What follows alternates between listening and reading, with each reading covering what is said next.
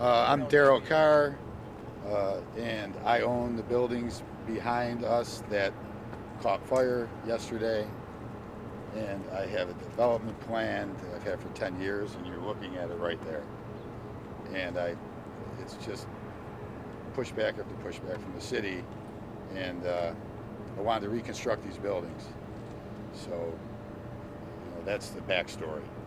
Mr. Carr, what's your response to, some insinuations that you've been an absentee landlord and let these buildings become dilapidated and lead to this? Well, if these buildings are as old as they say, which they are, so they never addressed 150 years before I owned these buildings. They were heavy industrial buildings. They had a use, and they used them to a point where they're unusable, and they moved out. That's when I purchased the buildings, and I basically purchased these buildings demo ready, and then hired the architects to, world-class architects to reconstruct the buildings that are there in a new state and develop something that would be able to pay for all that reconstruction and be an icon to the city. And that's been my plan for 15 years now. Yeah, there was a lot of talk that you were really planning to demo it for parking lots. Oh, that's true. I hear that all the time, and I don't know whoever said that, because I never said that. That's not my intention. I don't want, I'm a scientist and engineer. I like to build things and analyze things. I don't want a parking lot. I have nothing to do with parking. Why did you buy a building that, if they told you it was so difficult and probably so expensive to redevelop, that it was in a preservation district? Well, at the time, the times were a little different when I purchased the buildings. Buffalo's really, craving, something new, something redeveloped, something that you could be proud of. And I wanted to build a project that everybody would be proud of and everybody would prosper from or benefit. Because my project would bring as many people here as the arena does. If you ask me about what I wanted to do, it's all built into this project. You're going to have people coming just Western New York just to see a new iconic tower and puts Buffalo on the map. I mean, not just on a local perspective, but on a global perspective. Have you presented it to the city? Yes, I have. So the way it went was, I applied for the permit, and then I gave them certain documentation, and then they filed eminent, because I had to get the demo. I had to get this taken down. The property is contaminated. It's a brownfield. It's a former foundry. I mean, anybody can tell you that. You talk to the DEC, talk to the EPA. So I wanted to take the buildings down. I wanted to dig a hole, clean up the entire property, and start from scratch. I knew, I'm an environmental scientist and engineer. I was in the hazardous waste field. I knew what I was dealing with. I've owned Cobblestone. We've been there 25 years. We're the first people in this area. I wanted to make this better. I wanted to do something great for my city and for the people of Buffalo. I mean, our roots go down to South Buffalo. My roots are South Buffalo and the East Side. Darryl, You were instead using of the the term emergency. reconstructing, Yes. but then you just said start from scratch. What Well- was the plan? Were you going to tear down these buildings? Well, the buildings, yes. The buildings had to be torn down, according to my structural engineers and anybody involved, because the deterioration from when I bought them, not from the last 10 years, but the deterioration was so bad due to the industrial processes inside the building. It's all written into the reports that I provided for the courts. I had a court order. The city court gave me a demolition order, and now that was appealed by the city, and that's still in the county court. So there's still litigations pending on this whole thing. And then since they lost the demo case, because that was a trial, right, at the city level, when they lost it, that's when Ms. Nowakowski said, hey, let's use something else. Let's do eminent domain. And we can take the properties from him. We can take something he worked for 25 years away from him, and we'll do what we want to do with it. I mean, what's the economic benefit of my project compared to them redoing the buildings with your money, everybody's money here? I never once said we were going to take public money to do this project. Is there any part of you that wants to walk away from this after so many years of litigation and the hassle, and now it's in this state? Well, I'm kind of ingrained. I have 2 young children. I'm from Western New York. I stayed here. I worked around the world. I came back. And, you know, I have to show my children I'm a fighter and I want to do something great for the city and them, because they're here. I'm here. I mean, I don't know what else to say. The feedback I get from the general public and from people, when this happened, I must have got 150 text messages, maybe 200, phone calls. I couldn't sleep. It was one after another, and people were telling me, oh, I can't get a hold of you. I mean, because people care. They know what I wanted to do. Anybody close to me or that knows me knows what the potential of what I can do, and the people that I interact with outside the city that could make this happen. Brian, what's your reaction to the mayor saying instead of an emergency demolition, it's going to be an emergency stabilization? Emergency stabilization. So what I hear is that the city's in a financial stress right now, and they're looking for money for next year for the budget. But they somehow want to come up with the money to stabilize the buildings when I already have the people lined up to disassemble, I can say disassemble the buildings, that's what we're doing, clean up the property, and get this ready for real development that can really help the city of Buffalo and Western New York, and your children and relatives. They have to do the investigation. Sure, they're going to do The this. squatter thing. You know what? And I'm gonna be honest with you. I didn't see anybody going in and out of that building.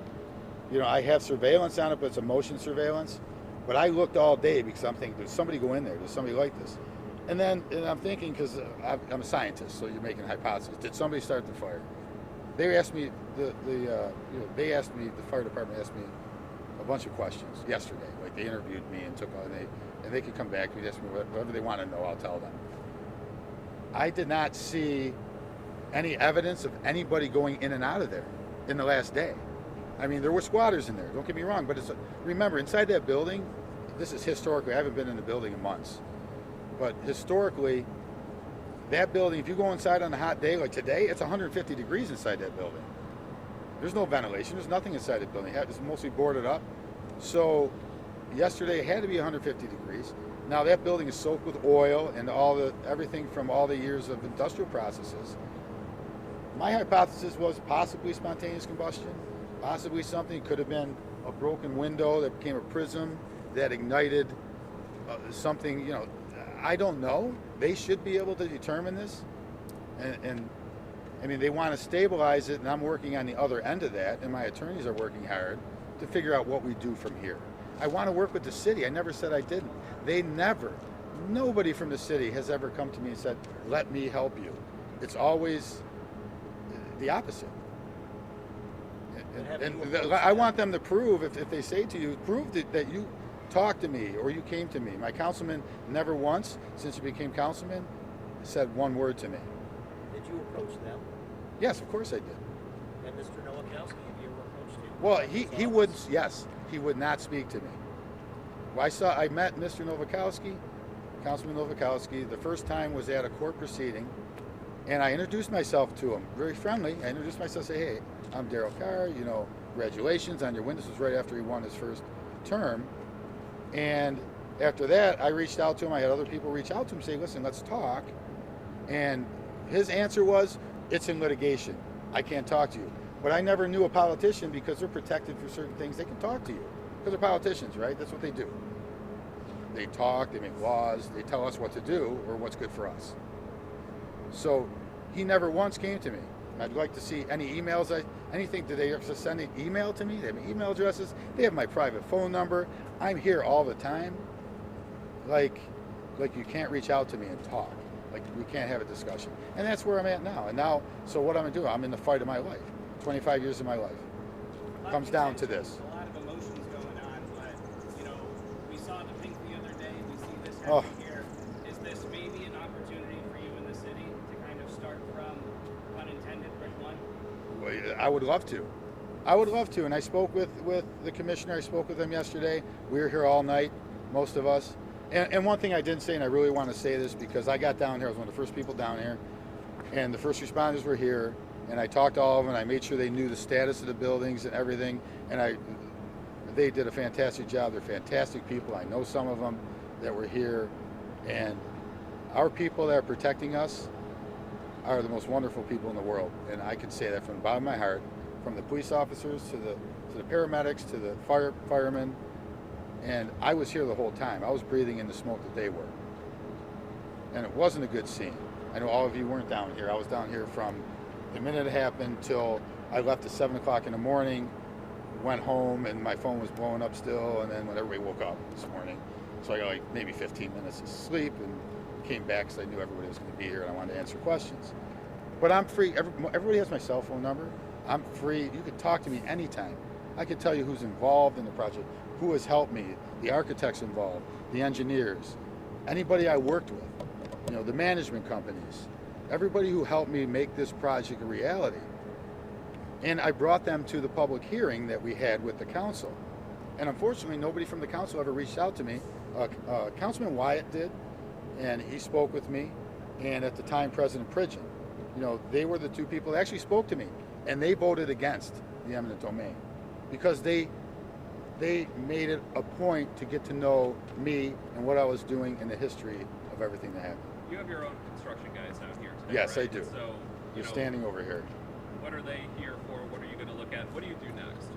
Well, they're analyzing the situation. They have to give me, I had proposals, I had everything set for demolition, but now this takes on a whole new, a whole new scope, right? Because now it's a demolition after a fire.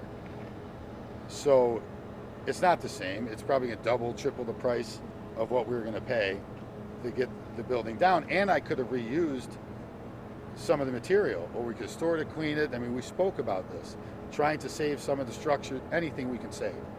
But after the fire, now it becomes very difficult because now you have more contamination, more soot, more water damage.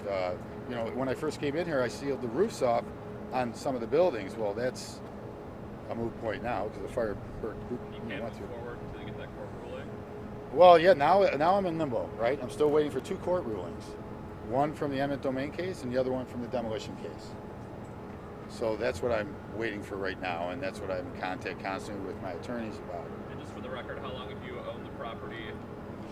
Well, they combined, I think it was almost 20 years I purchased the first property, but I purchased these in order to have that half acre that I can develop a real project that could pay for itself. So 13 years on the one property. And like I said, previous owners, 150 years. And they used them to the max. So 13 years for this building right here? To the main building, 13 years, and almost about 20 years for this building. You haven't by some chance, and we don't need a question. Sure. You haven't by chance spoken to like the Cobblestone here or Helium? Well, see if they can operate? No, this is our, my partner and I, Marisa, my partner and I, we own, it's actually a woman-owned business, but we own Cobblestone. We've operated for 25 years. I spoke with Helium. They're okay. Actually, they called me originally. Very good relationship with them. I haven't spoken with Iron Workshop, but he's right there. I haven't had a chance to talk with anybody about that. But the smoke was basically going this way, so my place was filled with smoke. I know Mr. Savarino, he had issues with his building because the smoke and embers were going this way also, and he's right here beside us. And obviously we all have concerns. I have concerns, but I'm very, very grateful to God and that nobody got injured, nobody got hurt. I met everybody who was here yesterday, and I'm proud of the people of Buffalo. I'm really proud of everybody that was here. I was just getting at, after there's some cleanup, they can operate, right? This Cobblestone. Cobblestone, we can operate. It will be opening. After some cleanup, I have to call our insurance company on this. Obviously, this wasn't insurable for years because of the collapse. I'll call them. It's without it. We're just going to clean things up most likely, get some ozonators in there, and be back to business. So thanks for the question. Thank you. Anyway, appreciate it. Thanks so much, Rich. Well, anybody else? Any other questions? Was the building live? Was there electricity? No, the building. No, I disconnected electricity in those buildings years ago. So there was no electricity, no plumbing, no anything. Thank you. Appreciate it. Thank you very much.